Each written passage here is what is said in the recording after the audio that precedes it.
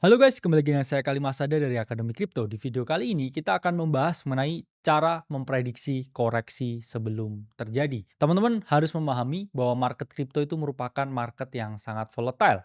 Mengapa market ini sangat volatile? Pertama, market ini buka 24 jam, ya, nggak ada jam tutup sama sekali. Kedua, kapitalisasi pasarnya ini relatif kecil ya, dibandingkan dengan market yang lain. Ketiga, regulasi baru ya akan menggodok dan juga government ya atau pemerintah ini baru mau masuk ya ke dalam market ini. Itulah mengapa kalau kita lihat ya dibandingkan dengan market-market yang lain, market ini cenderung sangat volatile.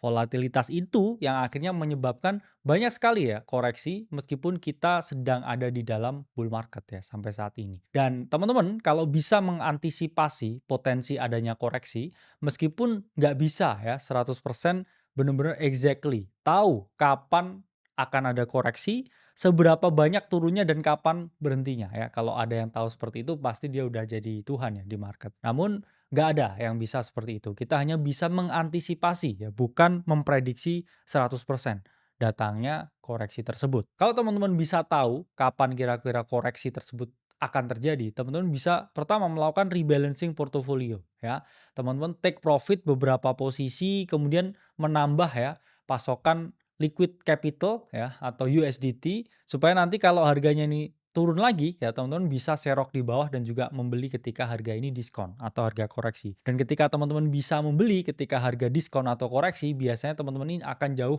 lebih percaya diri daripada ketika teman-teman ini overexpose ya. Beli di atas, beli di pucuk, nggak multiple entry, kemudian ketarik turun nih ke bawah, terus panik ya ketika merah terus teman-teman baru cut loss semuanya terus kemudian terbang ya harusnya kalau harga ini turun di bawah ya teman-teman ini koleksi lagi ya ketika koreksi harusnya koleksi beli lebih banyak lagi bukan sebaliknya atau kalau teman-teman di sini udah lebih advance teman-teman bisa pasang short position ya sebagai bentuk dari hedge atau ketika teman-teman melakukan hedging teman-teman mesti masih punya ya posisi di spot market tapi teman-teman bisa hedge di derivative market untuk pasang posisi terbalik dan ketika market ini mengalami penurunan, teman-teman ini bisa ya memperoleh keuntungan ya, at least menutup ya spot market teman-teman yang mengalami koreksi yang cukup signifikan. Nah, bagaimana cara mengetahui potensi adanya koreksi? Pertama adalah lihat keadaan makroekonomi. Teman-teman harus memahami bahwa market apapun itu selalu berkorelasi dengan keadaan ekonomi. Ketika keadaan ekonomi ini tidak baik-baik saja ya, market itu juga tidak baik-baik saja. Logikanya ya kalau buat makan aja sulit, ngapain kita harus trading di market? Ngapain kita harus investasi apapun di market? Ya kita penuhin dulu ya kebutuhan pokok kita. Baru setelah itu ketika kebutuhan pokok udah terpenuhi, baru kebutuhan-kebutuhan lain. Ya itulah mengapa ya market-market yang kesannya lebih spekulatif, lebih eksotis seperti kripto, ini baru dilihat belakangan ya ketika major market ini udah mulai membaik keadaannya. Tapi kalau major market ini keadaannya memburuk, itu akan memberikan domino effect kepada market kripto sehingga market kripto ini cenderung mengalami koreksi. Kita di Akademi Kripto itu sangat memahami bahwa keadaan makro itu sangat mempengaruhi ya outcome dari market kripto itu sendiri.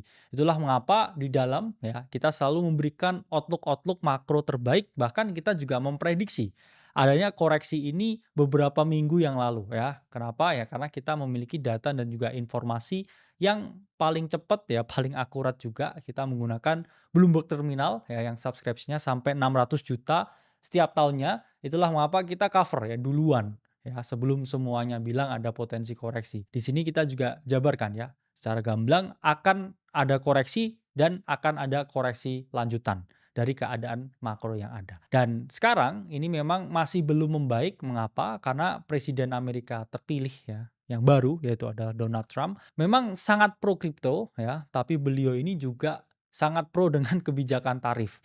Yang mana dengan adanya kebijakan tarif membuat harga ini relatif mahal ya dan ekonomi menjadi lebih terpukul ya, terutama di Amerika. Kalau Amerika ini adalah negara yang adikuasa, terpukul ya apalagi negara-negara lain yang cenderung mengikuti, mereka juga lebih terpukul ya. Kalau teman-teman lihat bukan hanya ya keadaan dari market kripto yang koreksi, tapi teman-teman lihat US stock market ini juga terpukul habis-habisan. Bahkan Tesla ya yang mana owner-nya ini adalah Elon Musk, itu adalah orang yang sangat pro ya dan juga memenangkan ya, turut andil ya dalam pemenangan Trump. Ini juga net worth-nya turun 50% ya selama beberapa minggu terakhir ini. Tapi ya beliau santai-santai aja karena beliau ini juga paham ya, ini adalah a small lap ya, correction untuk kita melihat ya kenaikan harga yang signifikan dalam saat-saat ke depan ya, atau beberapa saat ke depan. Itulah mengapa sangat penting untuk melihat keadaan makro untuk menentukan kira-kira arah market kripto ini mau kemana. Teman-teman nggak perlu jadi ahli makro ya atau macroeconomics expert, tapi teman-teman lihat aja S&P 500 ya, atau indeks harga saham di US. Ketika S&P ini berpotensi ya untuk melakukan koreksi, begitu juga di market kripto ya. Intinya korelasinya hampir selalu positif ya.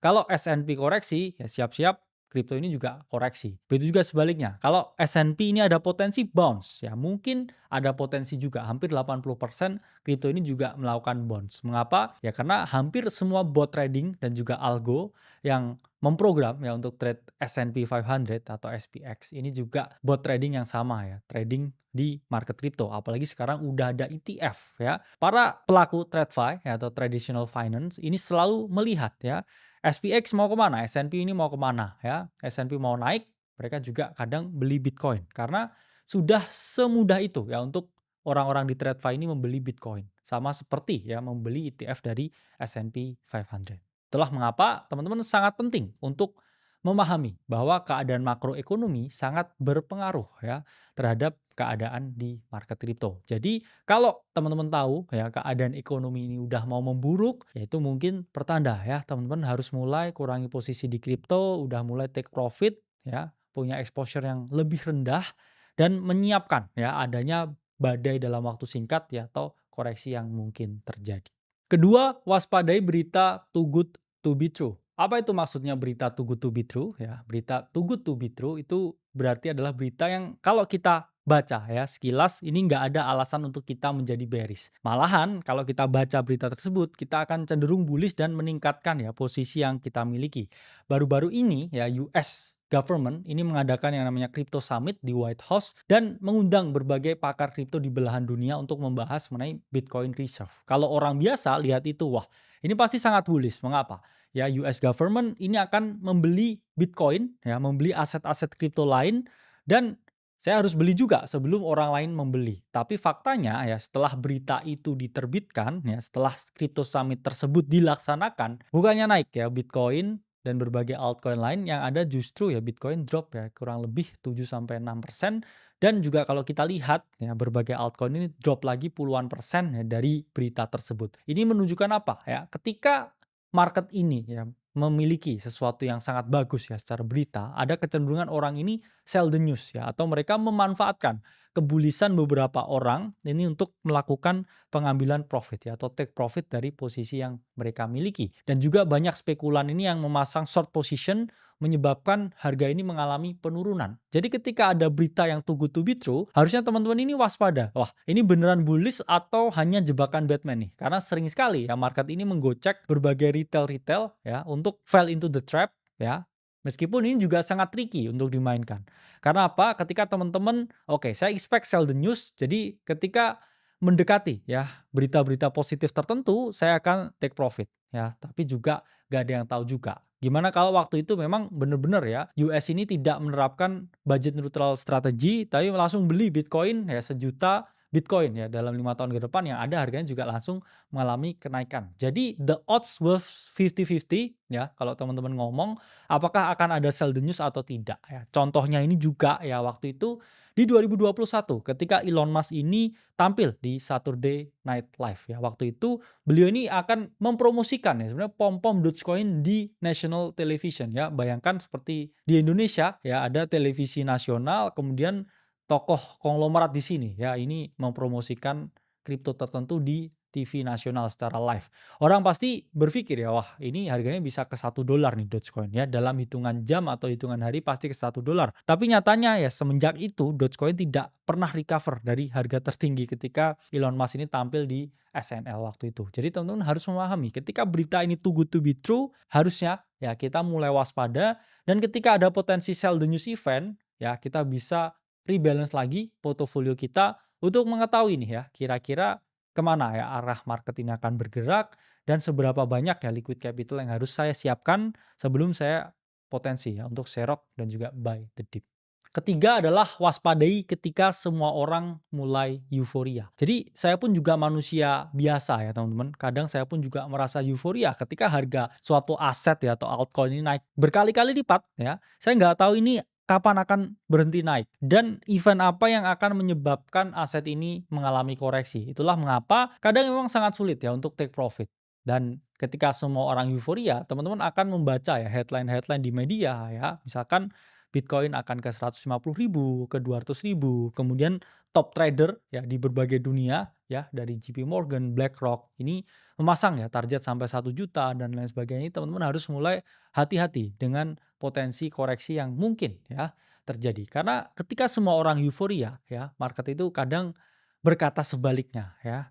Biasanya akan terjadi koreksi dulu ya sebelum harga ini kembali mengalami kenaikan. Dan biasanya bukan hanya di media-media besar, tapi kalau teman-teman baca media sosial ya, ada juga ya orang-orang yang memasang target-target altcoin yang nggak masuk akal ya. Misalkan oke, XRP ini bakal ke $1.000 dan lain sebagainya. Di situ teman-teman harus mulai waspada karena biasanya ya market ini tidak setuju dengan konsensus publik yang mengatakan bahwa harga ini akan masih naik sedemikian banyak, sedemikian banyak. Padahal market cap-nya itu udah puluhan billion US dollar ya. Kalau kita ngomong udah ratusan triliun. Gimana secara logis ya, ini butuh berapa banyak uang lagi yang masuk ke dalam ekosistem ya untuk dia naik berkali-kali lipat bahkan berpuluh-puluh kali lipat. Jadi di situ ya ketika retail ya ini mulai kembali ke market dan mereka membuat target-target yang tidak masuk akal, di situ teman-teman harusnya memahami nih. Ini mungkin udah deket ya koreksi market dan teman-teman harus siap ya untuk melakukan take profit.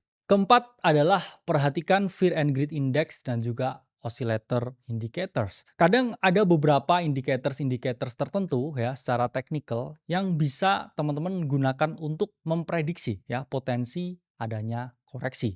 Pertama ini adalah indikator fear and greed index. Ya, indikator ini merupakan indikator yang menunjukkan ya tingkat ketakutan dan juga tingkat keserakahan manusia di market. Jadi spektrum di market itu hanya ada dua ya teman-teman, antara orang yang merasa sangat takut atau mereka merasa sangat serakah. Kadangkala ya ketika indikator ini berada di keadaan yang mereka ini sangat serakah, biasanya ya koreksi ini selalu terjadi. Dan kalau kita ngomong ya sebulan yang lalu Fear and Greed Index itu ada di sekitar angka 94 ya. Yang mana ini menunjukkan bahwa people was very greedy ya back then ya. Extreme greed atau keserakahan yang berlebihan. Tapi kalau sekarang ya, ini mereka berada di keadaan yang extreme fear ya. Jadi harga ini ditarik ya dari 98.000 ya ke sekitar ya 78.000. Ini udah berubah nih ya dari yang sangat serakah dan juga menjadi sangat takut. Dan sekarang ya Fear and Greed Index ini ada di sekitar 24 yang mana menunjukkan ya orang-orang sekarang ini takut. Dan kadangkala ya ketika orang-orang takut ini nggak ada yang berani beli justru. Tapi mereka ini malah berani beli ketika mereka ini merasa serakah. Dan sekarang pun ya orang-orang ini justru tidak membeli apapun ketika koreksi ini, mereka takut. Mereka nunggu nanti naik lagi dan indikator ini menjadi serakah lagi, extreme greed lagi baru mereka beli.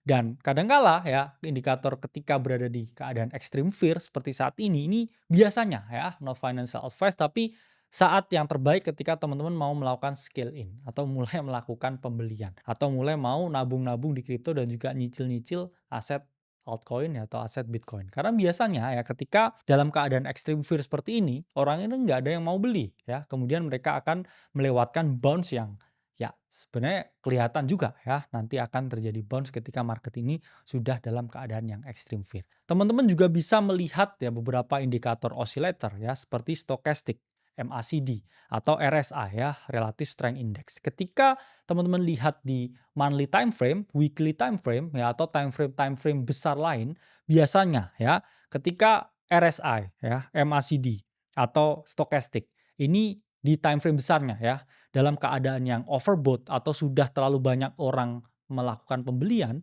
ditambah lagi ya, teman-teman melihat adanya divergence atau perbedaan antara harga dan juga osilator. Biasanya harga membuat titik yang lebih tinggi, osilator membuat titik lebih rendah atau kebalikannya. Ketika osilator membuat titik lebih rendah dan juga harga membuat titik lebih tinggi, di situ teman-teman harus memahami bahwa ini akan ada koreksi ya. Biasanya bearish divergence ya, yang terlihat di monthly chart ya, itu memberikan sinyal, memberikan pertanda bahwa akan ada koreksi. Jadi itulah beberapa cara-cara ya untuk teman-teman melihat ya pertanda bahwa market ini akan koreksi. Saya tahu teman-teman ini memiliki resources terutama informasi yang sangat terbatas ya. Teman-teman nggak memiliki akses Bloomberg Terminal seperti yang kita berikan di dalam ya untuk teman-teman di Akademi Kripto. Jadi ya teman-teman mungkin bisa bergabung ya dengan kita di dalam untuk mendapatkan informasi-informasi kan yang terbarukan dan juga pasti yang paling cepat dari yang semuanya. Dan itulah privilege yang kita berikan kepada member akademik itu. Karena kita nggak bisa reach out setiap hari ya seperti ini. Ya karena pasti ada delay juga dari informasi yang kami sampaikan di dalam dengan yang ada di luar. Jadi sampai bertemu di dalam. Saya Kalimasada dari Akademi Kripto. Sampai berjumpa di video selanjutnya.